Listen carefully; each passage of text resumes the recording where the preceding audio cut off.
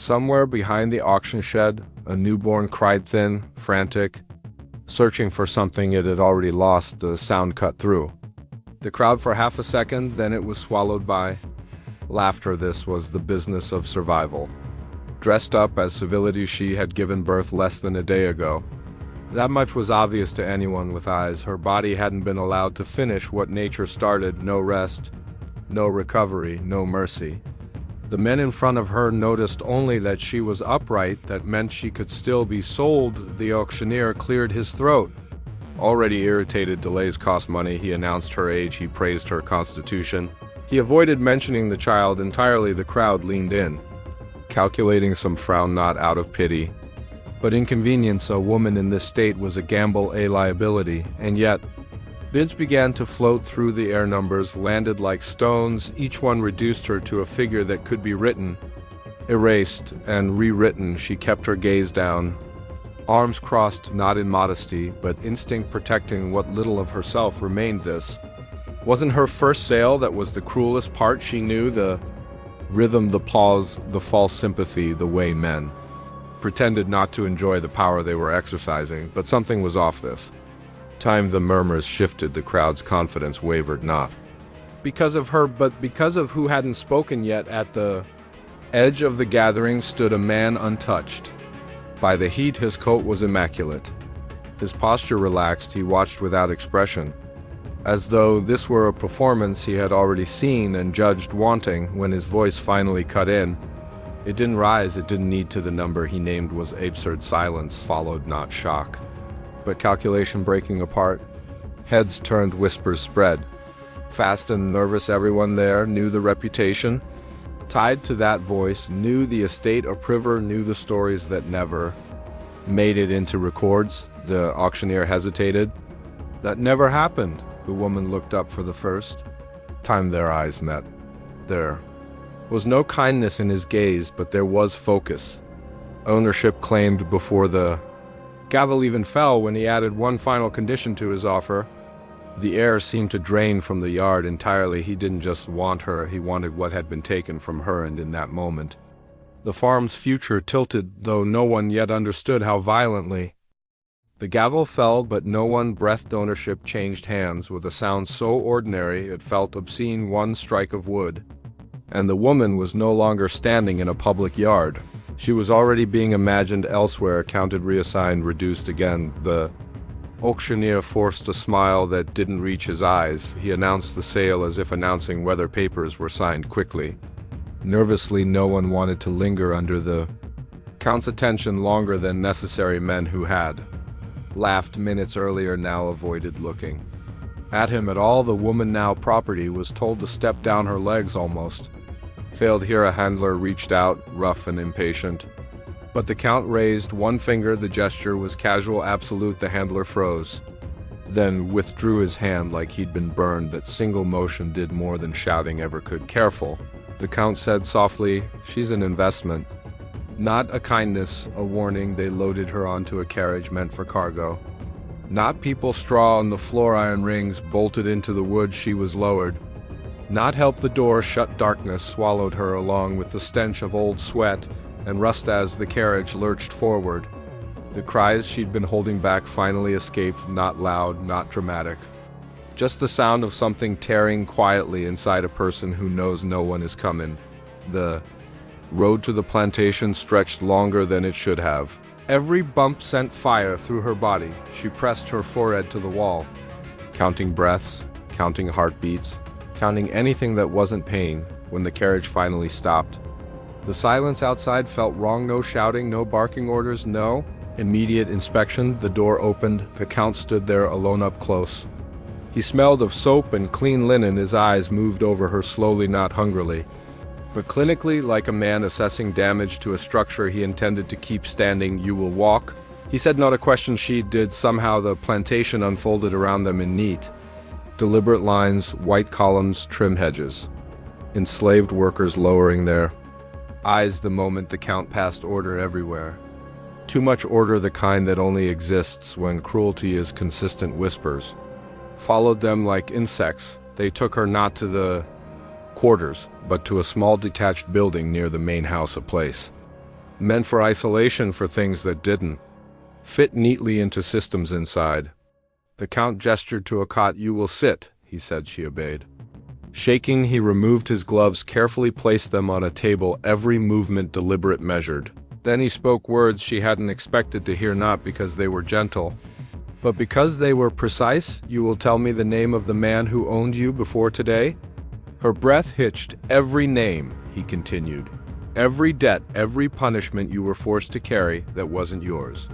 She stared at him, confused, suspicious, waiting for the trick. There was always a trick.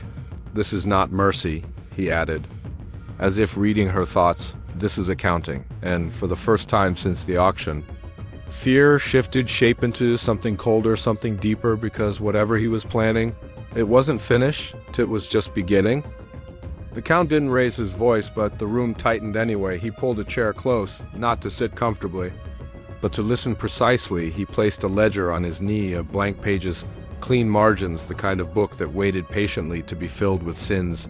"Begin," he said. The woman swallowed. Her mouth was dry. Speaking meant remembering, remembering meant reliving. But silence felt more dangerous than truth. So she started with the smallest thing she could hold without breaking. The first name came out cracked, then another and another. Each one landed in the room like a stone dropped into still water. The Count wrote without reacting, no nods, no interruptions. He asked for spellings, for dates, for witnesses, for punishments delivered by order and those delivered for amusement. When her voice faltered, he didn't rush her. When she stopped entirely, he waited silence. Weaponized, she told him about the overseer who shortened rations to punish pregnancies, about the mistress who ordered lashes administered in private so screams wouldn't unsettle guests, about debts invented, tools lost, blame assigned downward, about the night she was told to stand while still bleeding because the market demanded it. The Count's pen paused once. Who authorized the sale? He asked. She answered. He underlined the name hard outside the small building. Word spread. Workers' slowed eyes lifted. People noticed something was wrong, not because cruelty was happening, but because the usual sounds were missing. No shouting, no whip, no spectacle. Too quiet after hours. The Count closed the ledger. You will rest? He said. A physician will come. She looked up sharply. Suspicion flared again. This is not generosity. He said. A broken asset tells incomplete truths. He stood at the door. He stopped. Your child, he added, casually, devastating, alive. Her breath left her in a sound halfway between a sob and a gasp. Where? She asked. Nearby, he said. Not here, not yet. And then he was gone that night. The plantation didn't sleep. The Count summoned his household overseer, bookkeeper, senior hands. He did not accuse. He asked questions, calm questions, precise ones. He cross-checked answers against the ledger, against shipping records, against debts that didn't add up. Men who'd survived decades of brutality felt something unfamiliar tighten their throats. Uncertainty. By dawn, 2 overseers were dismissed. 1 bookkeeper was locked in a room with nothing but paper and a quill and told to correct 3 years of lies. Before sunset, by noon, the mistress of the house realized she hadn't been consulted on any of it. She confronted the Count in the gallery, voice sharp, posture rigid. You're destabilizing the operation, she said over a single woman. He didn't look at her. No, he replied. I'm correcting a leak. That word spread faster than the truth. By evening, the enslaved workers understood something fundamental had shifted. Not freedom, not mercy, but scrutiny. And scrutiny, in a system built on hidden cruelty, is lethal. That night, the woman lay on the cot, listening to the plantation breathe differently. She didn't feel safe. She felt deferred, like a storm gathering beyond the trees. Whatever the Count was building, it required patience, and patience, she knew, was far more terrifying than rage. By the 4th day, the plantation realized the Count wasn't watching the enslaved, he was watching the masters. The physician arrived at dawn. No ceremony, no audience. He examined the woman with professional detachment and quiet shock. Clean bandages replaced filthy rags. Tinctures soothed pain that had been ignored as weakness. When he finished, he gave the Count a look that said everything. She should not have survived transport, the physician said. But she did, the Count replied, which makes her useful. The woman, now called Amara in the Count's records, a name chosen deliberately, was moved to a small cottage near the river. Not the big house, not the quarters somewhere in between close enough to be seen. Far enough to unsettle everyone. That choice was intentional. From the veranda, Amara watched wagons roll past faces she recognized. Men who had looked through her like furniture now glanced away when they saw her sitting upright. Wrapped in clean linen, very much alive was a problem inside the big house. Tension thickened. The overseer who replaced the dismissed men lasted one afternoon before he was summoned to explain discrepancies in crop yields that magically improved when lashes increased. He had no explanation that survived scrutiny. The count listened, then he asked a different question: how many births last year? The overseer hesitated. He guessed wrong answer. The count slid a corrected ledger across the desk. Names, dates, infant deaths listed as loss. Mothers listed as reassigned. He tapped the page once. Losses compound, he said. So do lies. That evening, the mistress, Mrs. Hawthorne, called a private dinner. Silver-polished candles lit. Civility sharpened like a blade. You are creating unrest, she said. Slicing meat she didn't eat. People talk, they should. The count replied, you're undermining authority. No, he said calmly. I'm auditing it. She leaned back, eyes cold. What do you want? He met her gaze for the first time. Compliance outside. Amara heard raised voices through open windows, not words, tone. She felt something dangerous forming, not hope. Not yet, but alignment, power arguing with power. That night, the count visited her cottage again. You told me the truth, he said. Now I will test it. He handed her a list. Names. She knew names she feared. Choose one, he said. Her hands shook. This was the trap. Blame a man, and she would be punished when the count left. Protect them all, and nothing would change. She chose carefully, not the cruelest, the laziest, the one who hid behind others' violence, the parasite. The next morning, that man was called forward in front of everyone. No whip, no spectacle, just questions. Records, witnesses allowed to speak without interruption. He denied, he scoffed. He laughed until the count asked him to read the ledger aloud. The man couldn't be noon. He was gone, not beaten, removed, disappeared into paperwork and consequence. The field fell silent. Amara felt it then, the shift she hadn't dared imagine. Fear, yes, but redirected, no longer flowing downward. That night, she wept quietly, not from pain, but from the terrible realization that this wasn't rescue. It was preparation, and preparation meant something far worse was coming. By the fifth day, the plantation understood something worse than cruelty was unfolding. Order is terrifying when it no longer serves. The powerful morning came with no bell, no shouted commands, no overseer riding the line with a switch tucked into his boot. The fields waited in an unnatural quiet. Like breath held too long, men gathered without being told. Women stood closer together than usual. Eyes lifted, not hopeful, measuring. The count watched from the gallery. Hands folded behind his back, he said nothing. That was the test. Work began anywhere. Rows were taken, tools lifted, not faster, not slower, just steady. The absence of violence didn't make the labor lighter, but it stripped away the chaos that had fed on fear and chaos. The count understood. Was how monsters hid inside the big house. Panic moved faster than rumor. Mrs. Hawthorne tore through ledgers, searching for leverage. The head bookkeeper resigned before lunch. The replacement asked questions she didn't like. The cook burned bread she'd baked perfectly for 20 years. Control was slipping in. Control. Addicts feel lost like suffocation. By afternoon, she confronted the count again. You're turning them against us, she hissed. They're watching, listening. They always were, he replied. You just never noticed. She lowered her voice. If you think kindness buys loyalty, you're a fool. The count finally smiled, not kindly, precisely. I'm not buying loyalty, he said. I'm removing excuses. That evening, Amara was brought to the gallery, not summoned. Invited, she walked slowly, still healing. Every step a quiet defiance. Conversations died as she passed the count.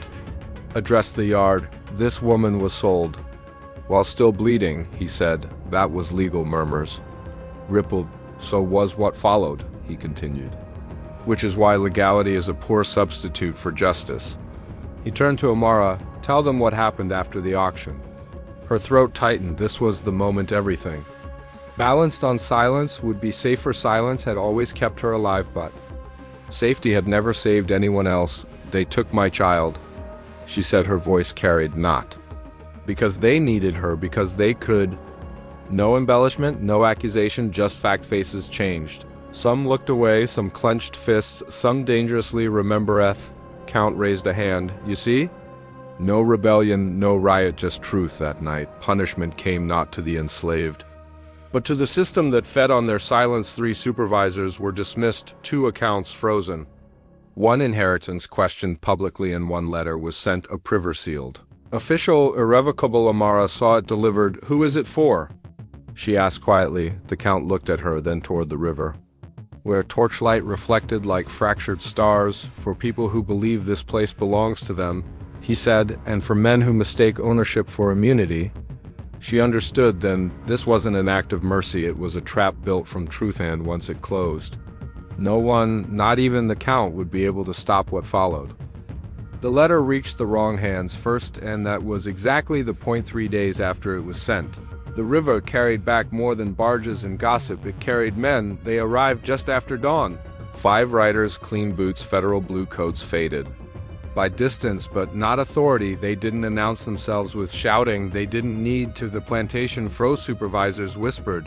Mrs. Hawthorne retreated behind lace curtains. Overseers who once strutted now stood uncertain, unsure which rules still applied. Amara watched from the shade of the quarters, her arms wrapped around herself, not in fear, but in preparation. She had lived long enough to know this. When powerful men show up quietly, someone is about to lose everything. The Count met them at the steps, polite, calm, impeccable. Gentlemen, he said, as if welcoming guests for tea. The lead officer unfolded the letter.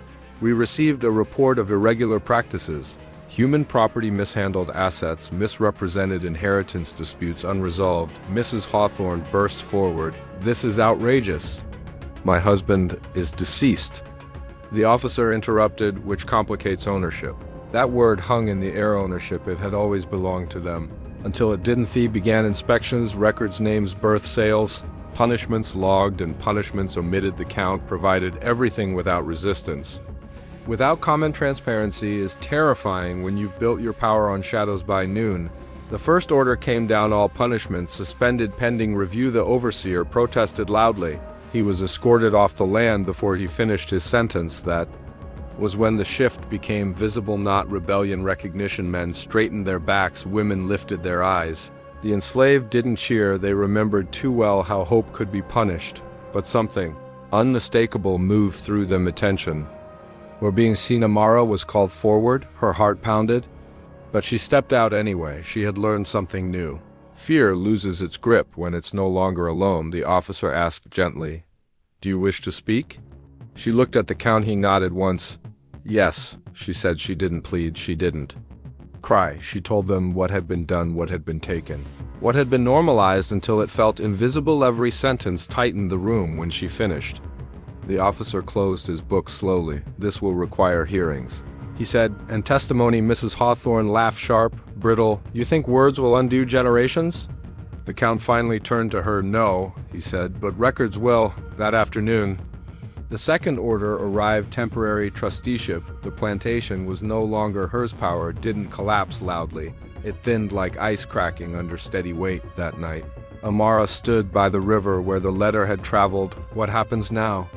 She asked. The Count didn't answer immediately. Now, he said, men who built their lives on your silence must speak, and once they start, they won't be able to stop. She looked back at the land. Fires burned low. Voices carried without shouting for the first time since her child was taken. The future felt dangerous, but danger, she realized, cuts both ways and somewhere upriver. People who had never feared consequence were about to learn its shape. Justice didn't arrive as freedom, it arrived as questions no one could outrun. The hearings began in the county seat 2 weeks later. Inside a courthouse that had never expected to judge men like these, benches filled early not with sympathy, with curiosity. People wanted to see if power could bleed without a whip. Amara sat straight, hands folded, wearing a plain dress. The Count had insisted on not to hide you. He'd said to make them listen. Mrs. Hawthorne arrived draped in black silk, chin high, grief weaponized into entitlement. She didn't look at Amara. She looked through her. That mistake cost her. The clerk read names, transactions, births without records, deaths without causes, children listed as inventory before they could speak. The room grew heavy. Then witnesses were called, not all of them. Enslaved, a former bookkeeper, spoke first.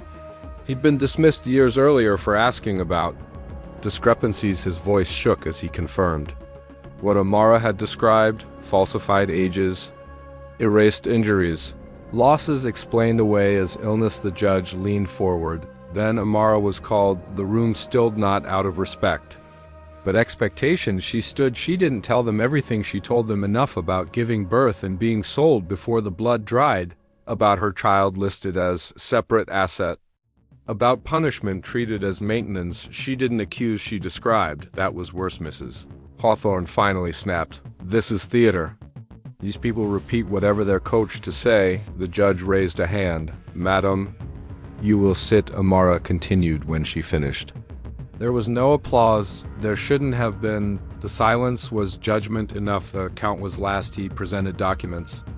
Letters, signatures from men who believed paper would always protect them. They assumed, he said evenly, that cruelty, once normalized, becomes invisible. They were wrong. The ruling didn't come that day. It came a week later. Temporary emancipation orders for those directly involved in illegal transaction, seizure of disputed assets, formal investigation into the Hawthorne estate. Not freedom for all. Not yet, but the chain had cracked outside. A crowd waited, some angry, some afraid, some hopeful. Despite themselves, Mrs. Hawthorne emerged, pale, escorted, her name now followed by whispers instead of obedience. She hissed at Amara as she passed. You think this ends with you? Amara met her eyes. No, she said quietly. I think it starts with me that night. The Count prepared to leave. I won't stay. He told her, this place needs to learn without me. She nodded. She understood power well enough now to know when to step aside. What will you do? He asked. Amara looked toward the quarters, where people spoke in low, careful tones, planning futures without asking permission. I'll testify again, she said, as many times as it takes. He smiled, not kindly, but proudly. As he rode away, the plantation felt smaller, not weaker, exposed, and somewhere beyond the fields. Men who had built empires on silence felt the first true fear of being remembered. Freedom didn't arrive with cheers, it arrived with consequences. The first night after the ruling, no one slept, not in the big house, not in the quarters, not in the nearby plantations where word spread faster than fire ever could. Temporary emancipation meant something dangerous. Choice and choice terrified men who had built their lives on control by dawn. Rumors were already moving, other estates tightening rules, overseers doubling patrols, masters burning papers they should have kept to. Late the investigation widened. Officials arrived with ledgers and warrants, asking questions that had never been asked aloud. Names were spoken carefully. Dates cross-checked. Bodies long buried without markers suddenly mattered. Amara became a constant presence in the courthouse. She testified again and again, each time stronger, each time less afraid. She learned how power worked, not the shouted kind, but the quiet kind, the kind that asked follow-up questions, the kind that wrote things down. Other women came forward. One had lost 2 children, both sold before they could walk. Another carried scars from punishments that had been labeled necessary discipline. A man from a neighboring plantation described being leased out, beaten, returned, and recorded as unproductive. Different stories, same handwriting. The judge ordered broader seizures. 2 overseers were arrested. One tried to flee. He was caught drunk in a river town. Still believing the old rules applied, they didn't. Mrs. Hawthorne locked herself inside the estate, refusing entry, refusing summons, convinced wealth would outlast consequence. It didn't. When officials finally entered, they found more than expected: hidden accounts, contracts with erased names, letters describing people as losses and breeding potential. The press arrived not to defend her, but to feed on the spectacle for the first time. The story wasn't about a grateful master or a benevolent system. It was about exposure, and Amara was its center, not because she wanted to, but because she refused to disappear. Some nights, fear crept in anyway. She worried retaliation would come quietly, a knife in the dark. A fire started by accident, but it never did because something had shifted. The people watching now weren't just enslaved, they were witnesses, and witnesses were dangerous. One evening, a young boy approached her near the quarters. He couldn't have been more than 10. My mama says you made them listen, he whispered. Amara knelt, met his eyes. No, she said, I reminded them we were here. He smiled like that was enough by the end of the month. A final ruling came down. The Hawthorne estate was dissolved, not symbolically, completely land seized. Assets redistributed, dozens formally emancipated. More transferred under state protection. Pending review, it wasn't justice, but it was irreversible. Mrs. Hawthorne was escorted out of the house she'd ruled like a fortress. No crowd watched her go. That hurt more than condemnation ever could. Amara stood at the edge of the property as the gates closed behind her. For the last time, she didn't feel victorious. She felt finished with fear, and as the sun dipped behind the fields, she understood something no law could write down. The system hadn't collapsed, but it had learned her name. History didn't end that day, it changed direction. Amara never stayed to see what the land became. She left before the fences were torn down, before the fields were reassigned, before new men arrived claiming the future would be different this time. She had learned the truth too well to believe promises made by systems. Freedom, she realized, wasn't a place, it was distance from those who thought they owned her breath. She took only what she could carry: a bundle of clothes, a small pouch of coins earned honestly for the first time, and one folded paper, the court document bearing her name, written clearly, spelled correctly. Recognized by law, it wasn't just proof of emancipation, it was proof of existence. She traveled north along river roads and forgotten paths, staying where she could, moving when whispers caught up. Her story followed her, sometimes twisted, sometimes softened. Some said she'd bewitched a judge, others said the count had gone mad. A few told it right, that a woman who had been treated as property spoke until the lie collapsed. Years later, people would argue over what really happened. That was fine. Truth didn't need agreement, it only needed survival. Amara settled in a small coastal town where no one asked too many questions. She worked first as a washer, then as a midwife's assistant, then eventually on her own. Life grew quieter, not easier, quieter. She helped women give birth without chains nearby. She watched babies cry and live. She buried some who didn't teach time. She remembered Celia, the name she had once carried, the life she had been forced to live, the moment she chose not to vanish. Sometimes, late at night, she wondered what became of the Hawthorne name. She heard rumors, bankruptcy, a distant cousin trying to reclaim something, nothing lasting. Power, she learned, rots fast when exposed to air. One afternoon, a young woman came to her door, newly freed, afraid, angry, unsure where to place her pain. Amara listened. She always listened. When the woman finished, she asked, "How did you survive it?" Amara thought for a long moment, then she answered honestly, "I didn't survive it." She said, "I ended it." That was the legacy, not revenge, not mercy. An ending. Historians would never record her name properly. Records would fade, dates would blur, the story would shrink into rumor, but the people who mattered, the ones who walked free because one woman refused silence, they remembered, and that was enough. Because sometimes the most dangerous thing in the world is not a weapon, it's a witness who refuses to disappear.